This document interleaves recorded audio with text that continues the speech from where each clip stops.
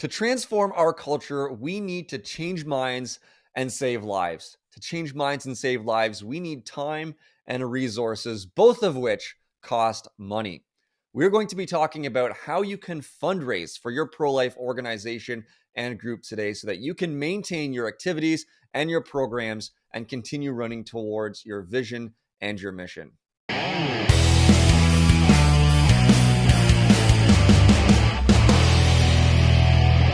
Hello, everyone, and welcome back to the Pro-Life Guys podcast. My name is Peter. I'm the host of the program, and with me again is Cam in the beautiful shirt. Love your shirt, Cam. Cool. Change minds, save lives, transform culture.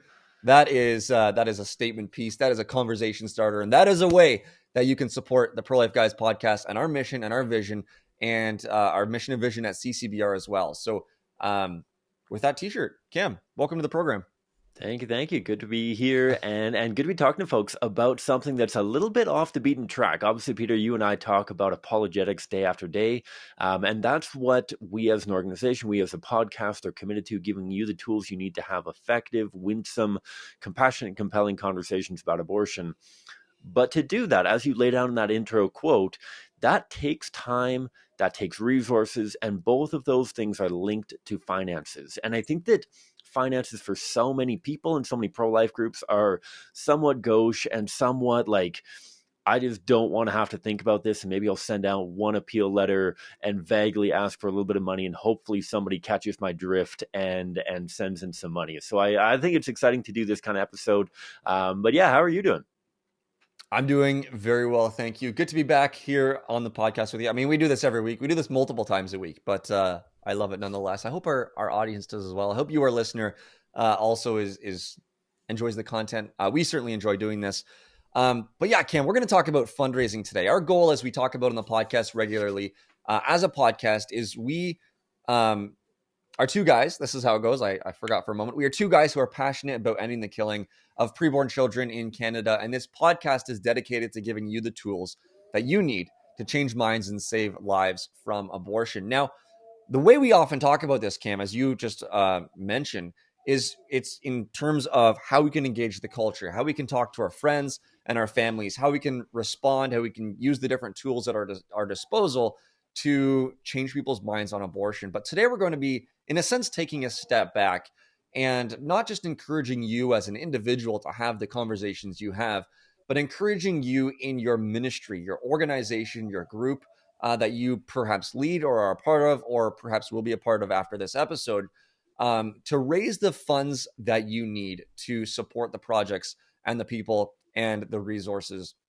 that you do and that you use. And so we're going to structure this in a few different ways, Cam, and I'll be throwing it to you. You're the fundraising guru here, which is fantastic. Love it. But first, I want to talk about perspective, the perspective that we ought to have when we're fundraising. Because, Cam, I'll be straight. I'll be the first one to admit I don't like fundraising. Fundraising for us as an organization, fundraising for my own salary is not something that I particularly look to. And I know many of us, not just at CCBR, but in the movement. I mean, we enjoy many things about the movement, but if we were to rank them, fundraising might be sort of, lower on that scale. Because in many ways it feels like, and maybe this is sort of a crude way of saying it, but it feels like we're begging. It feels like we're going to someone's house. It feels like we're writing a Facebook post. It feels like we're, talking to friends and family and saying, hey man, like, please pay my electricity bill and put food on my table.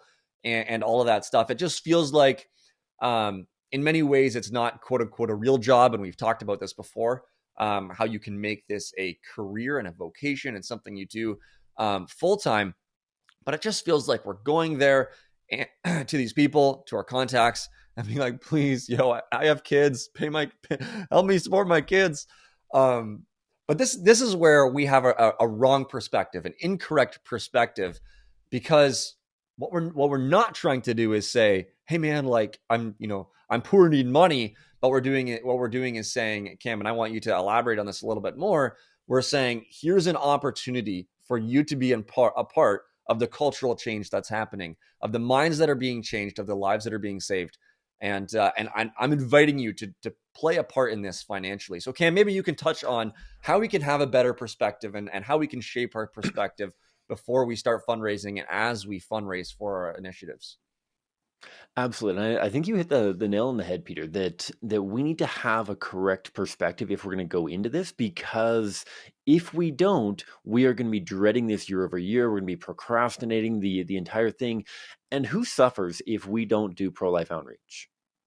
It's not you and I, Peter. It's preborn children, right? And I think that is the most important component in perspective as to why are you fundraising money?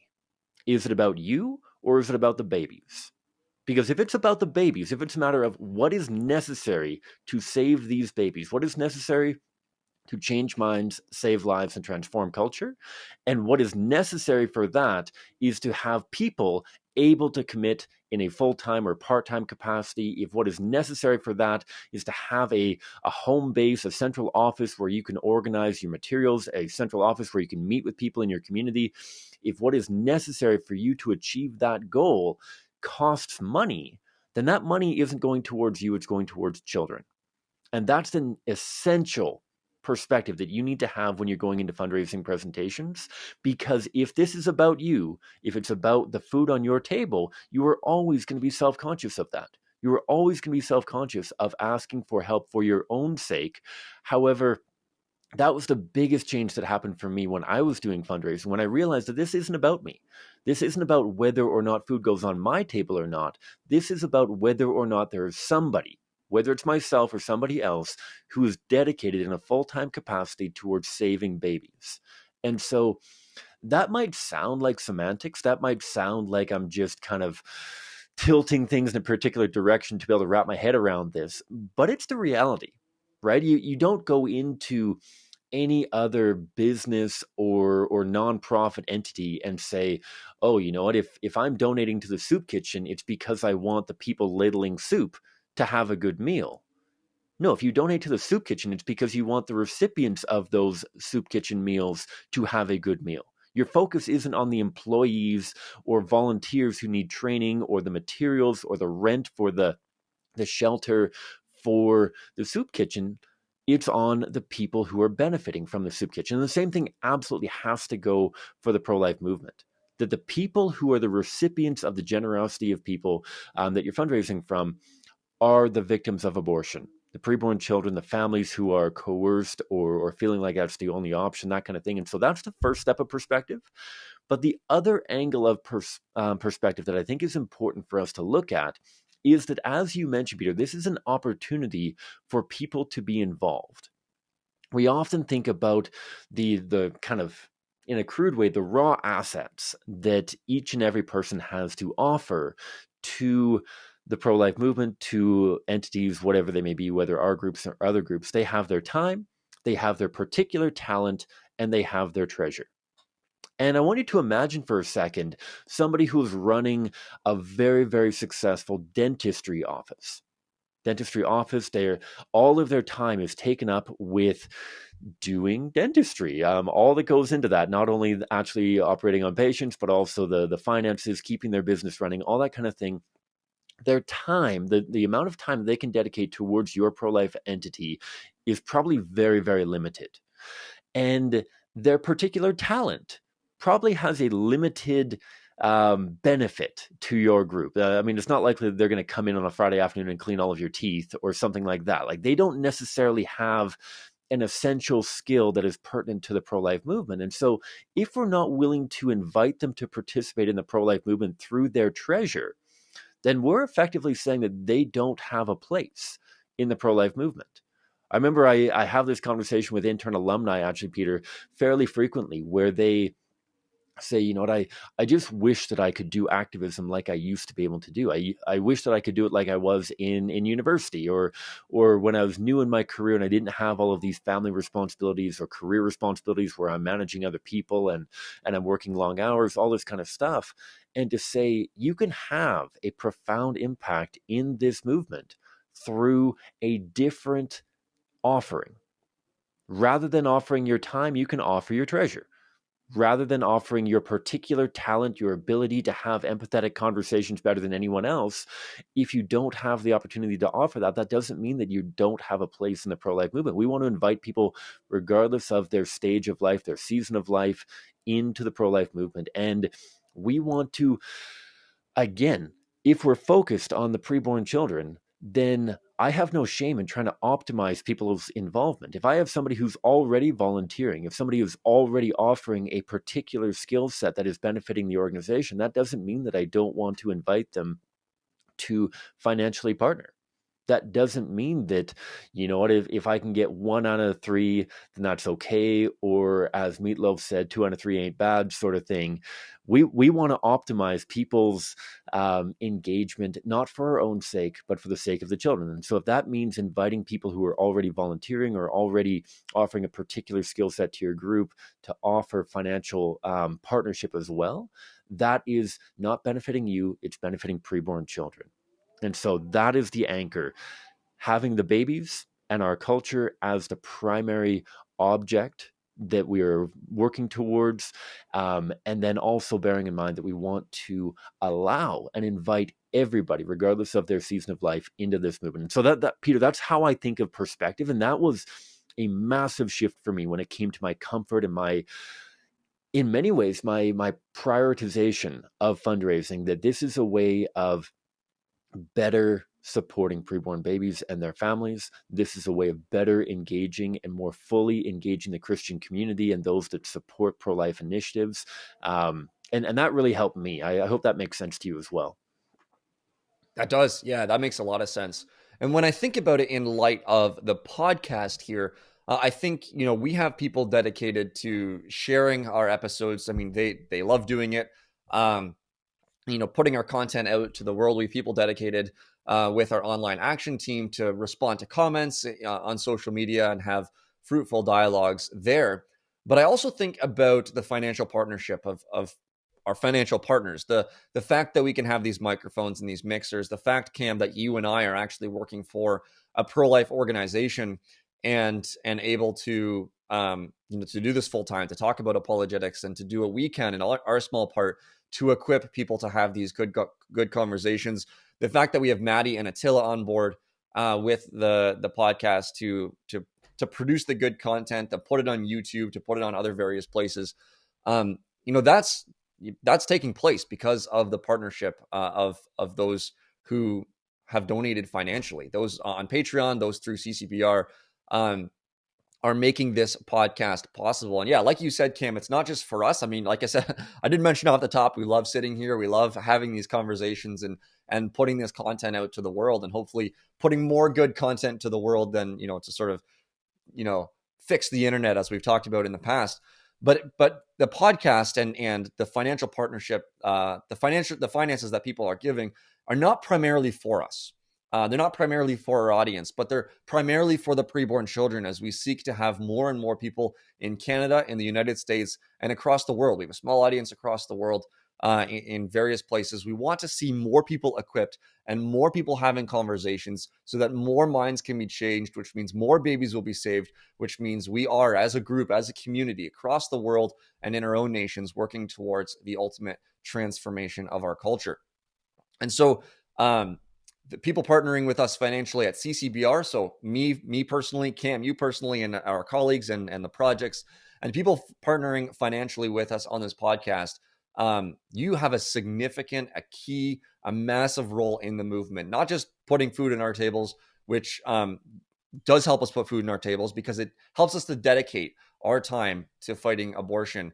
But primarily, it helps to get the message of abortion out there, to show people the reality of abortion, to equip people with the tools that they need to have those good and effective and winsome conversations. And you're being a part of that. So I'm sure we'll say our thank yous at the end as well. But thank you so much for that. And for those of you who are in pro-life organizations, in pro-life groups, looking at how can I fundraise, how can I support the roles that I have, the activities that I have. Many of us have far more activities in mind and far more projects in our heads than we have the resources and the people at this moment to see come to fruition. But hopefully this is helpful, the changing of perspective or the shaping or the reorienting of our perspective when we approach fundraising for our organization.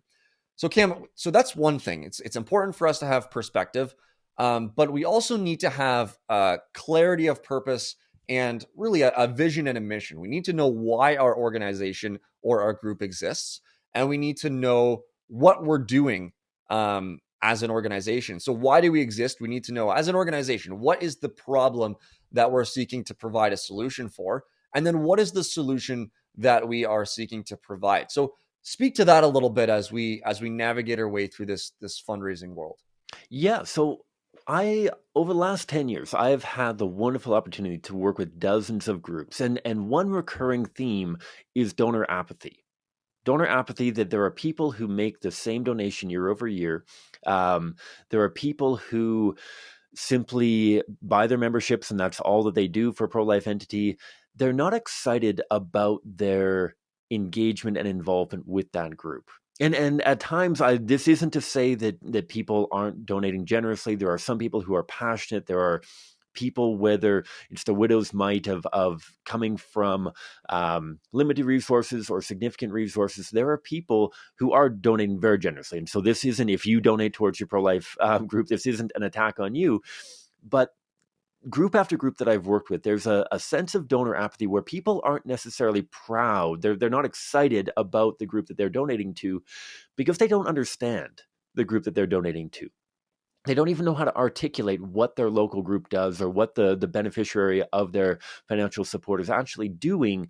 They see what appears to them as a haphazard, somewhat random number of events or projects or programs that they're running. They don't really see how this is working towards any clear goal. They don't even know what a clear goal is for a pro-life entity. What does it mean to be a successful pro-life group?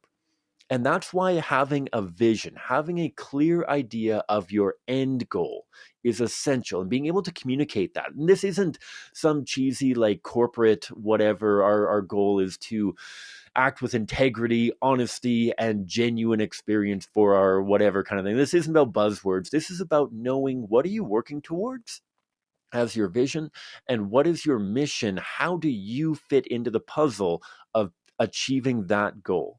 And so that clarity can be so meaningful for people who are considering financially partnering with your entity, to know what it is that you actually do and be able to get excited about that. And so, Peter, you mentioned how for the Pro-Life Guys podcast, we need to have this particular perspective. When we think about the Pro-Life Guys podcast, for example, our vision at the podcast and at CCBR is to cultivate a culture in which abortion is unthinkable in all circumstances and in all stages of pregnancy. Unthinkable. People cannot fathom the idea of killing their child, regardless of what they're going through, regardless of how old their child is. That is our vision. That's what we're working towards.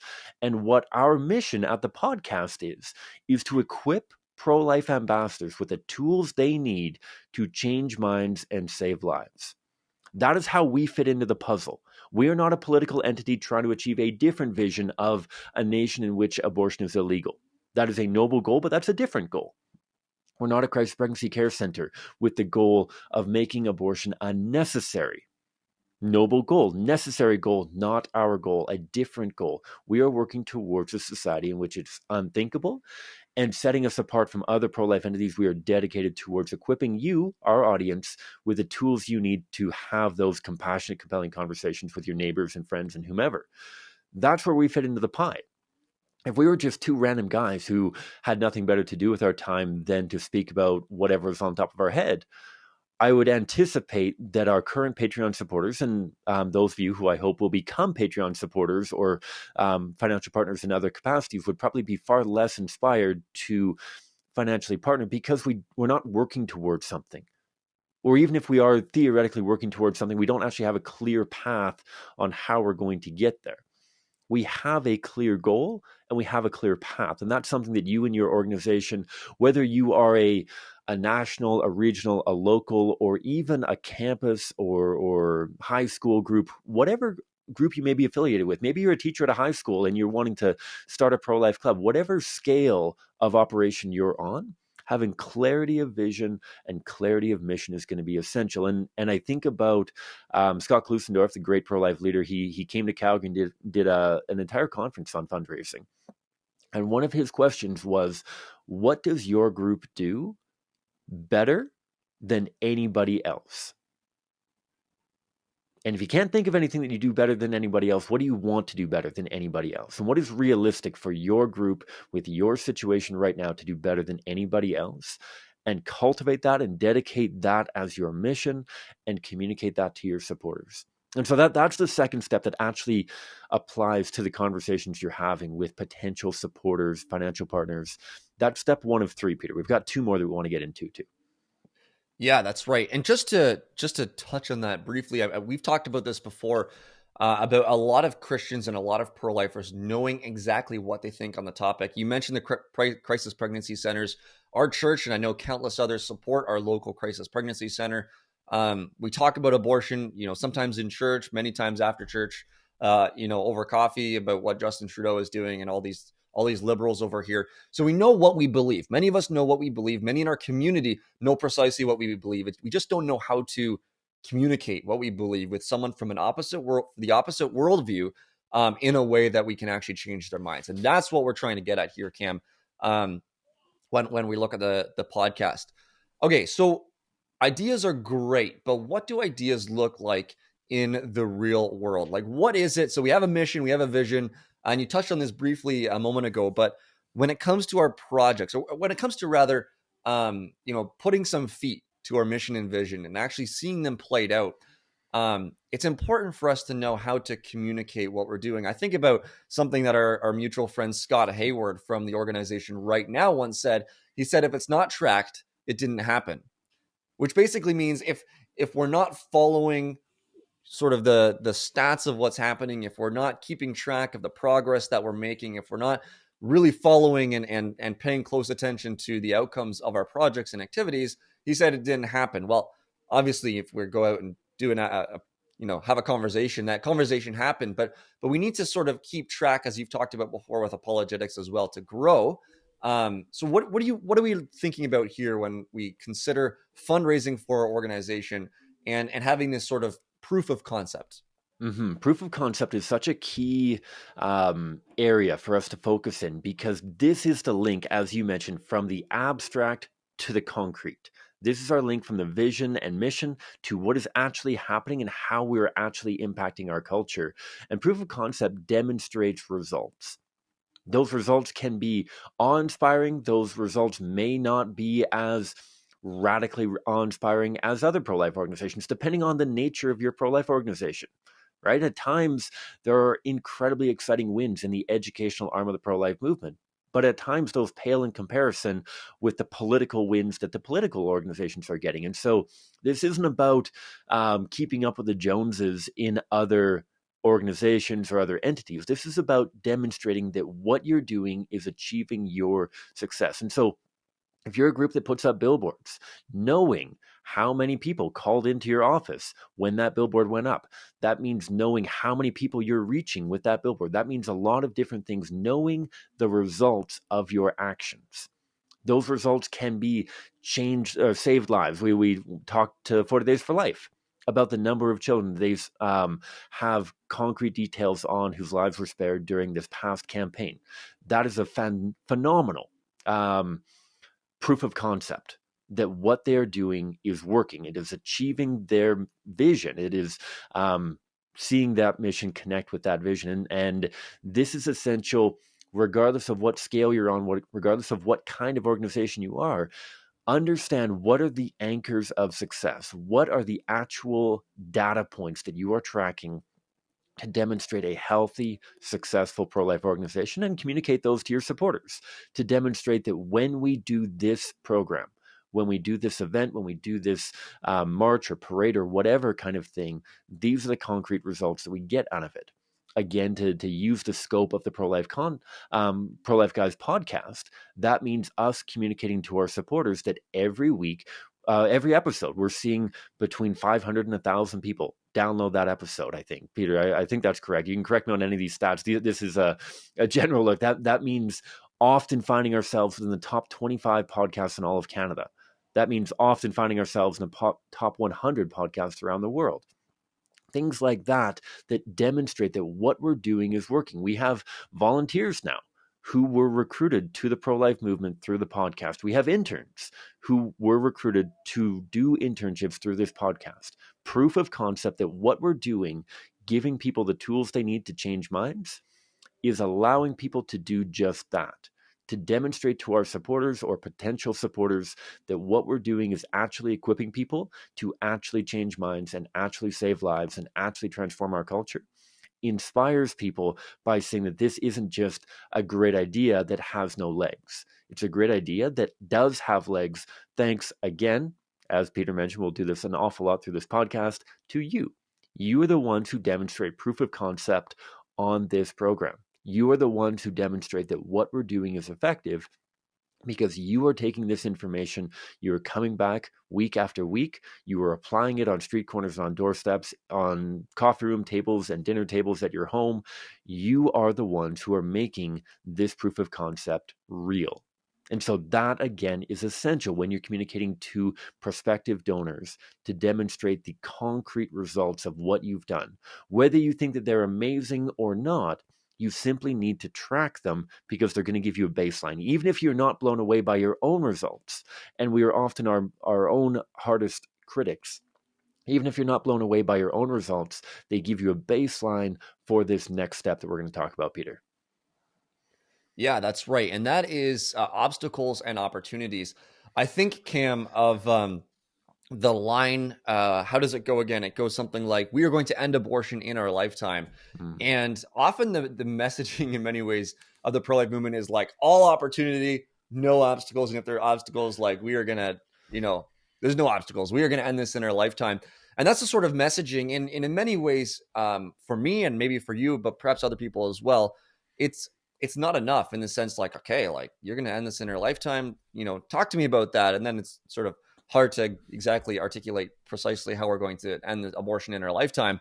But it's helpful when we are fundraising and when we're trying to get other people on board with our mission, with our vision, and with our projects, to know our opportunities, to understand the opportunities that our group has and could do if we had the funds, the resources, whatever else it might be, to know what sort of obstacles lie before us, whether it be from the political arena, whether it be from local pro-abortion groups in your area, whether it be from the lack of this or that or whatever it might be. It's really, really helpful to know precisely what sort of obstacles you're facing, what sort of opportunities are there as you present your mission. Cam, maybe touch on that a little bit as well.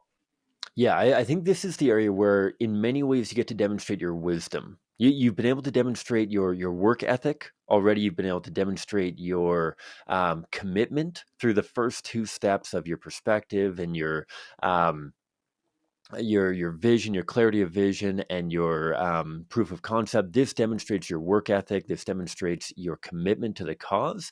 This is your area to demonstrate your wisdom and creativity. As you mentioned, Peter, I feel that so often pro-life groups actually come across as being incredibly naive when they project only opportunity and no obstacles. Any business person, any person who has lived life knows that there are obstacles in front of us. And so we just come across as naive if we don't acknowledge that. And yet, by acknowledging them and demonstrating opportunities or angles that we're going to approach, we are able to demonstrate the wisdom, creativity, and effectiveness of our organization.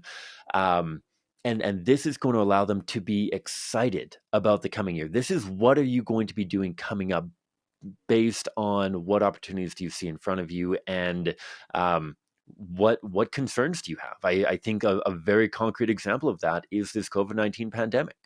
Right? When we were talking to our financial supporters at CCBR, especially when this pandemic first launched, there were very real concerns about the very real obstacle about not being able to visit churches to give presentations and trainings, not being able to recruit people that way, not being able to engage our normal audience of supporters.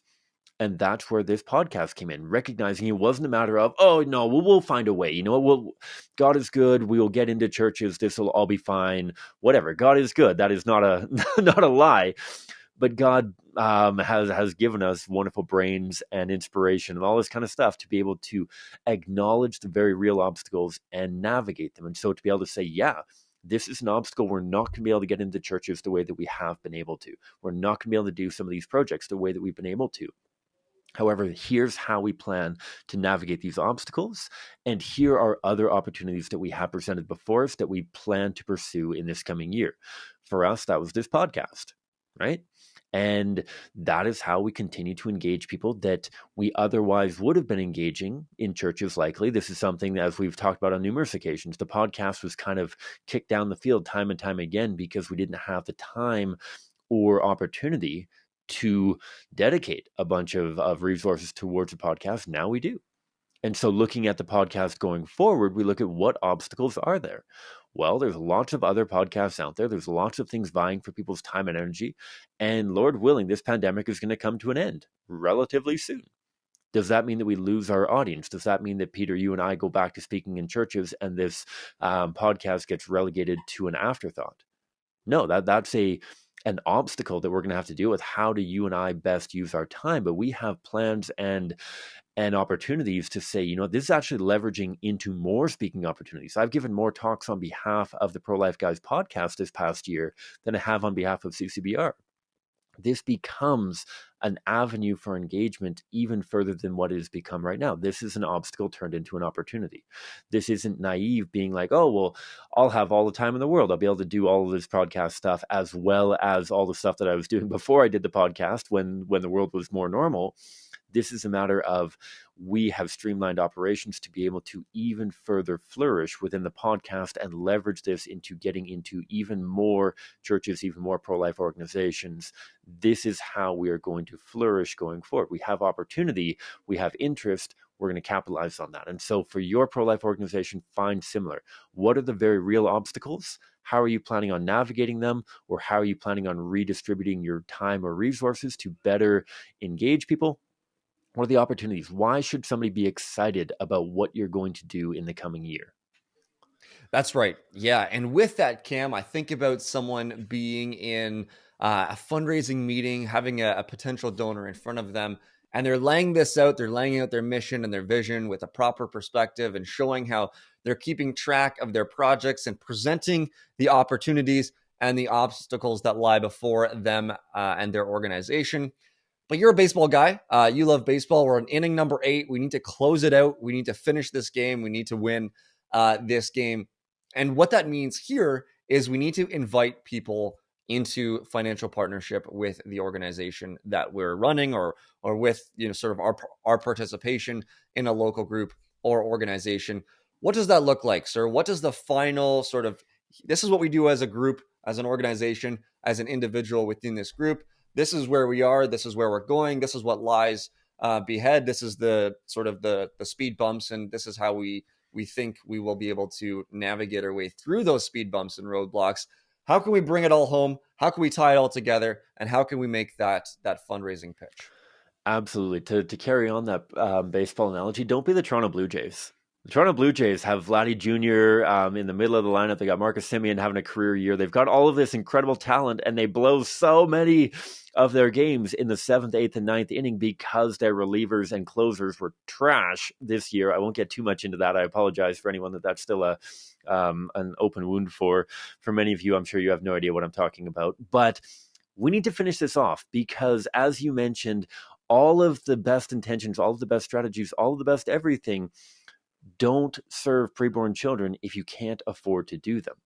If you have the best strategy, if you have the best people, if you have the best resources, but you can't pay your people and you can't buy your resources, then you're not serving preborn children. We come back to what we talked about at the beginning. This is about the babies. This is about our culture and being able to engage effectively.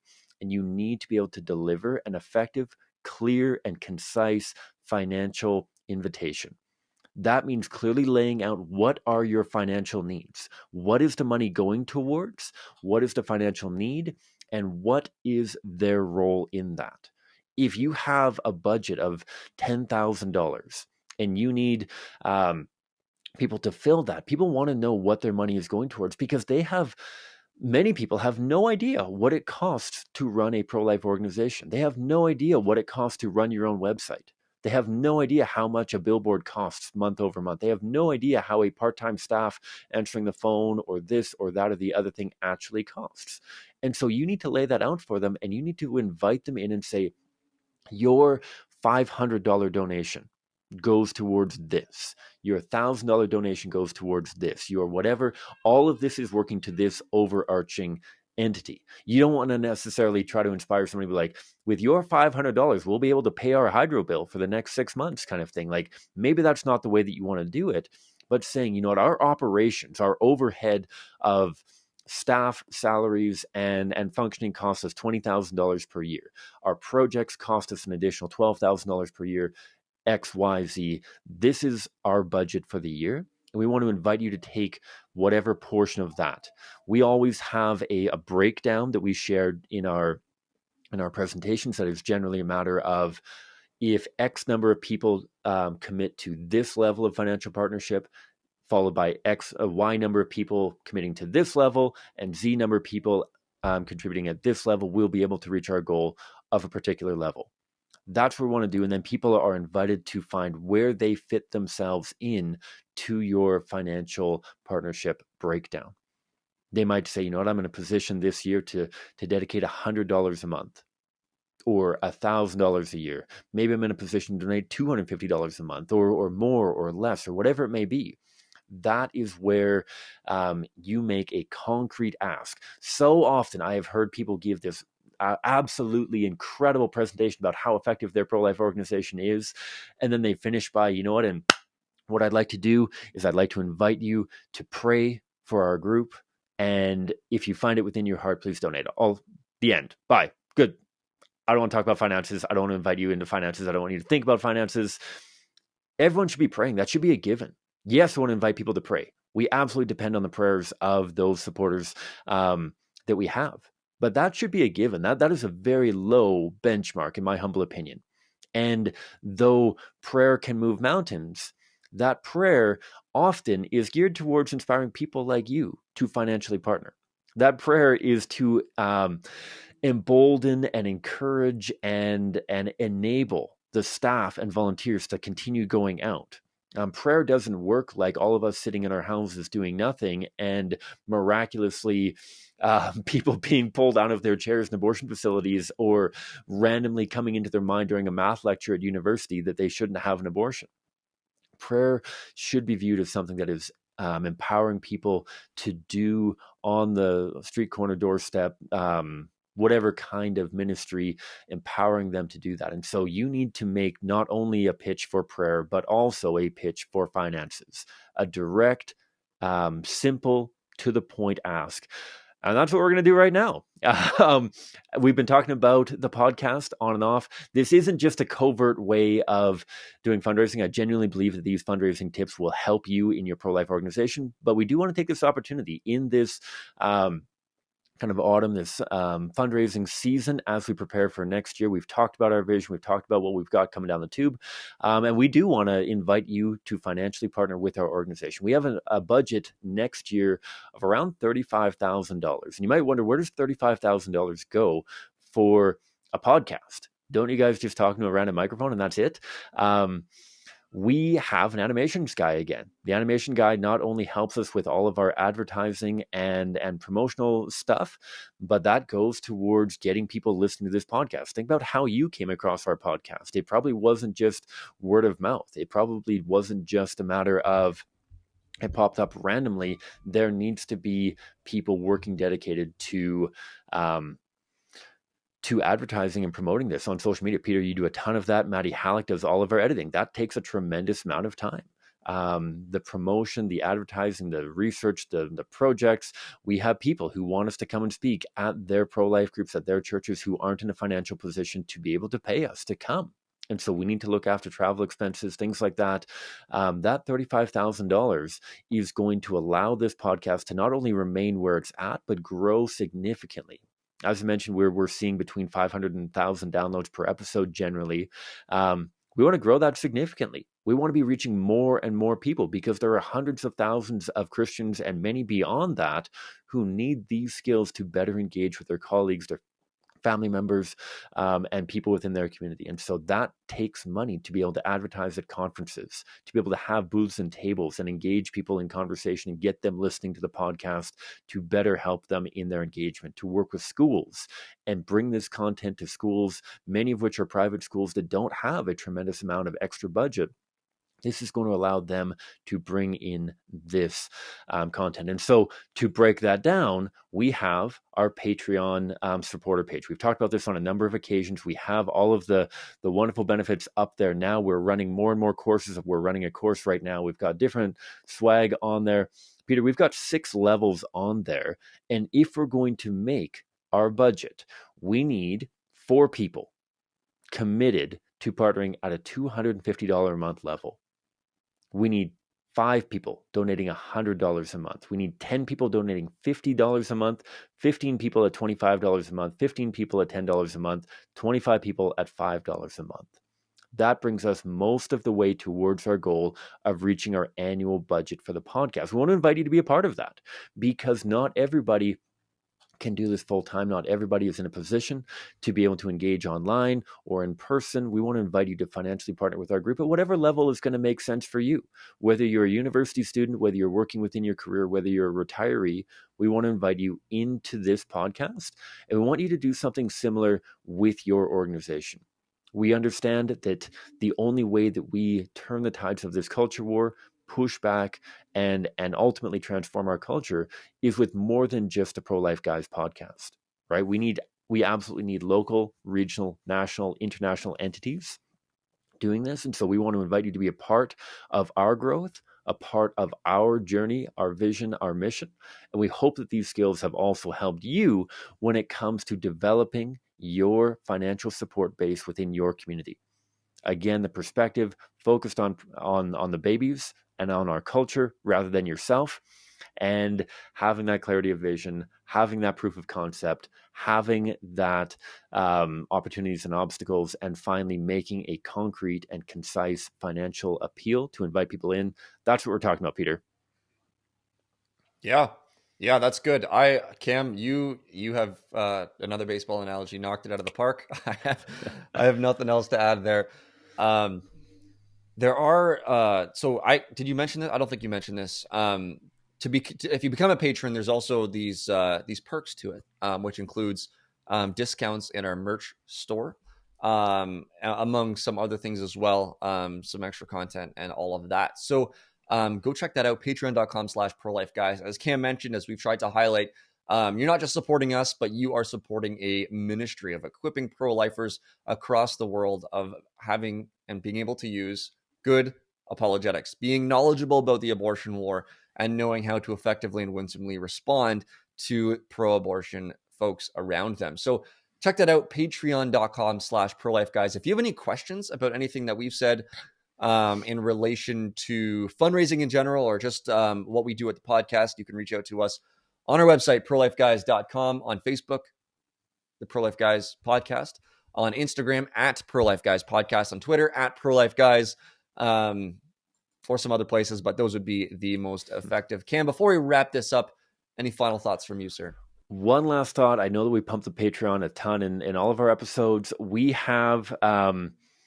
We're developing a founders club. The first 20 people who sign up to be Patreon supporters, we already have a handful of them already. I think that we're looking for 13 or 14 more to be a part of our founders club. You are going to get a very unique gift that will acknowledge the integral and vital role that you have had in establishing this podcast. And so not only will you get all of the perks at whatever level you come in at, if you are a member of our Founders Club, you don't have to come in at a particular level. If you sign up at $5 a month, if you sign up at $500 a month, if you join our Founders Club, you will receive a very, very special, very unique Founders Club acknowledgement, recognizing the vital role that you've had in the life of this podcast and helping us grow forward. And so please do that, whether that's signing up for yourself, whether that's signing up in benefit for somebody else. If you want to give the gift to somebody else this Christmas, you're more than welcome and invited to do that. But please do help us continue to grow and help us continue to become more and more available, not for our own sake again, but for the sake of our culture, for the sake of our preborn children. Help us reach more people that way. And like Peter said, please do reach out. Also, stay tuned and please keep an eye on the comment section, because I'm sure that the trolls are going to be absolutely loving this episode as they think that we're lining our pockets with money. If ever you are concerned about pro-life groups lining their pockets, please go to a pro-life event. Please spend some time talking to pro-lifers. If you're meeting incredibly wealthy pro-lifers, let me know, because I have met very few pro-lifers who have become very wealthy because of their pro-life involvement. And so looking forward to seeing some of the trolls comments. But yeah, that's it for me, Peter. Perfect. Thank you, sir. That's it for me as well. Thank you so much for tuning in, for listening to this episode and other ones as well. Thank you even more for sharing this episode with your friends and family, and even more so for being active in your pro-life group and the pro-life organization around you, and having those conversations so that together we can work towards changing minds, saving lives, and the ultimate transformation of our culture. Thank you. See you again next time. God bless you all.